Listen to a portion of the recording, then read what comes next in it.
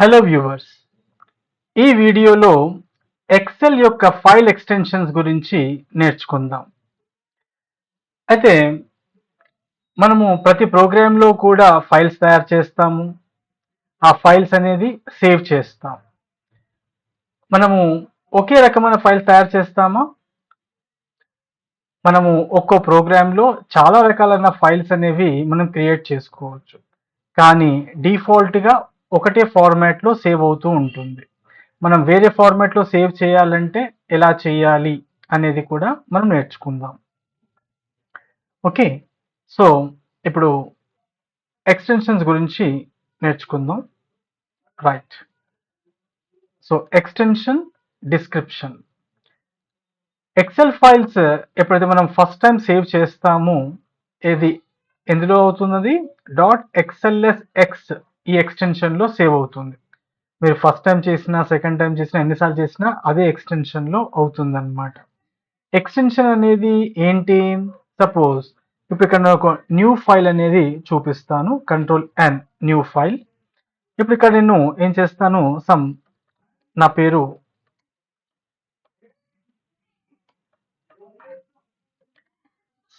నా పేరు టైప్ చేశాను. ఇది డేటా అనుకోండి. ఇప్పుడు ఏంటి, ఈ ఫైల్ పేరు ఏంటి? ఇది book2 అని చూపిస్తుంది. ఇప్పుడు నేను Ctrl+S నొక్కితే లేకపోతే సేవ్ బటన్ క్లిక్ చేస్తే ఏమైంది? సేవ్ దిస్ ఫైల్ అని చూపిస్తుంది. మోర్ ఆప్షన్స్లోకి వెళ్ళేసేసి ఓకే, ఇక్కడ బ్రౌజ్ తీసుకొని రైట్, ఇక్కడ డాక్యుమెంట్స్ అని చూపిస్తుంది. ఈ లొకేషన్లో ఏం చేస్తాను, ఇక్కడ నేను ఆర్కే రైట్ అని ఫైల్ నేమ్ ఇస్తున్నాను. ఇక్కడ సేవ్ యాజ్ ట్యాబ్ ఏమని చెప్తుంది? Excel workbook. అంటే ఎప్పుడు మనం ఫైల్ సేవ్ చేసినా ఈ ఫార్మాట్లో సేవ్ అవుతుంది. ఈ ఫార్మాట్లో సేవ్ అయినప్పుడు దానికి ఎక్స్టెన్షన్ ఏమొస్తుంది? .xlsx అనేది వస్తుంది అనమాట. ఓకేనా, చూద్దామా మరి. సేవ్ క్లిక్ చేసేసాను. ఎక్కడ చేస్తున్నాను? డాక్యుమెంట్స్లో సేవ్ చేస్తున్నాను. రైట్, ఏ డెస్క్టాప్ కింద డాక్యుమెంట్స్ అనుకోండి, ఇది క్లిక్ చేశాను. రైట్, సేవ్ చేసేసాను. ఇప్పుడు నేనేం చేస్తాను, ఇక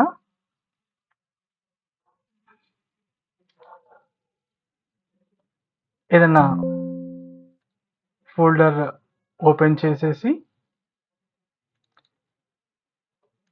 ఇందులోకి వెళ్ళేసేసి ఇక్కడ చూడండి ఆర్కే అని వచ్చింది కదండి, ఇప్పుడే క్రియేట్ చేశాను. ఇప్పుడు దీని మీద రైట్ క్లిక్ చేసి ప్రాపర్టీస్ చూడండి, నేను ఇచ్చిన ఫైల్ నేమ్ అనేది ఇక్కడ చూపిస్తుంది. పైన టైప్ ఆఫ్ ఫైల్ ఏం చూపిస్తుంది? .xlsx. ఇక్కడనేమో ఇది ఎక్సెల్ ప్రోగ్రామ్ కి సంబంధించింది అని ఇక్కడ చూపిస్తుంది. Type of file Microsoft Excel worksheet. Okay, ఇది ఏ ప్రోగ్రామ్తో ఓపెన్ అవుతుందంటే ఒకవేళ ఈ ఫైల్ ఓపెన్ చేస్తే ఈ ప్రోగ్రామ్తో ఓపెన్ అవుతుంది అని చూపిస్తుంది. ఎక్స్టెన్షన్ చూడండి .xlsx రైట్, ఇది ఎక్స్టెన్షన్ ఉంటుందని చూపిస్తుంది. అర్థమైంది కదా. నేను ఎక్స్టెన్షన్ ఇచ్చానా? ఇవ్వలేదు, ఓన్లీ ఫైల్ నేమ్ ఇచ్చాను. కానీ అదే ఏం చేసింది? ఈ ఎక్స్టెన్షన్ అనేది ఇచ్చుకుంది అనమాట.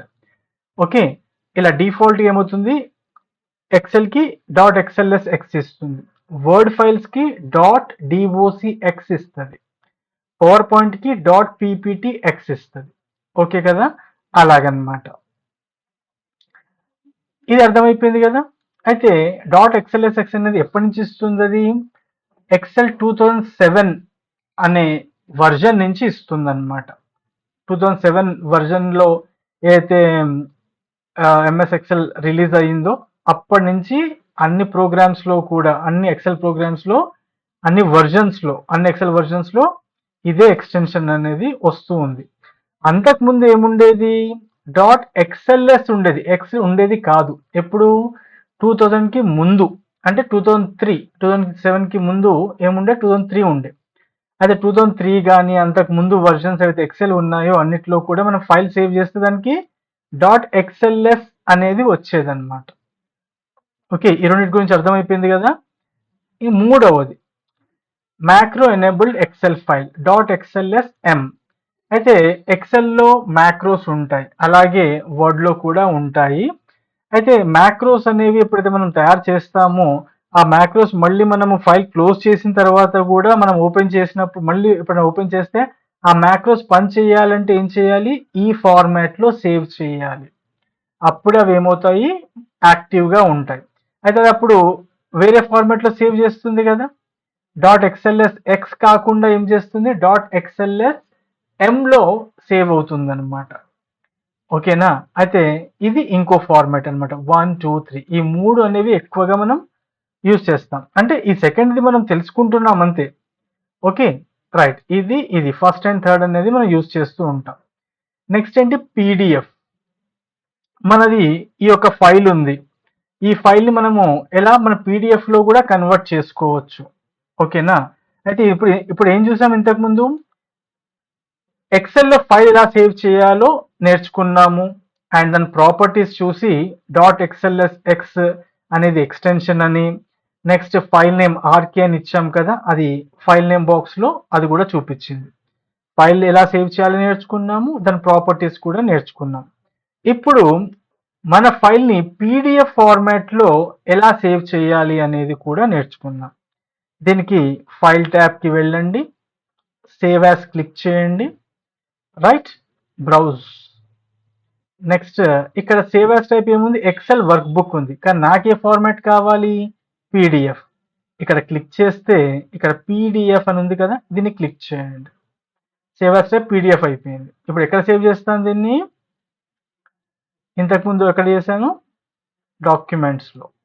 మళ్ళీ డాక్యుమెంట్స్కి వెళ్తాను. ఇది క్లిక్ చేసి ఆ ఫైల్ ఎందుకు కనిపించట్లేదు, ఇక్కడ ఆర్కేది ఇక్కడ సేవ్ చేసాం, అది ఏ ఫార్మాట్లో ఉంది, ఎక్సెల్ ఫార్మాట్లో ఉంది. కానీ ఇక్కడ ఏమి ఇచ్చాను, పీడిఎఫ్ ఇచ్చాను, అందులో కనిపించట్లేదు.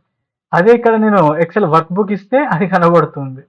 ఓకే, పీడిఎఫ్ ఇచ్చాను కాబట్టి ఓన్లీ పీడిఎఫే కనిపిస్తాయి, పీడిఎఫ్ ఏం లేవు కాబట్టి ఏం కనిపించట్లేదు. రైట్, అర్థమైంది కదా. ఎక్సెల్ ఎక్స్టెన్షన్ అనే ఫైల్ ఏం చేస్తున్నాను, పీడిఎఫ్లో సేవ్ చేస్తున్నాను. ఇప్పుడు చూడండి, అది సేవ్ అయిపోయింది, అంటే పీడిఎఫ్లో కన్వర్ట్ అయిపోయింది, ఓపెన్ కూడా అయిపోయింది. చూడండి, ఎక్సెల్ ఎక్స్టెన్షన్స్ అనే పేరుతో ఆ ఫైల్ క్రియేట్ అయిపోయింది, ఓపెన్ అయ్యి కూడా చూపిస్తుంది మనకి రైట్. ఇలాగ దీన్ని మీరు ప్రింట్ చేసుకోవాలంటే చేసుకోవచ్చు, షేర్ చేసుకోవాలంటే చేసుకోవచ్చు. ఈ విధంగా మనం చేసుకోవచ్చు. మనం ఇప్పుడు అక్కడికి ఆ ఫోల్డర్లోకి వెళ్ళి చూద్దామా.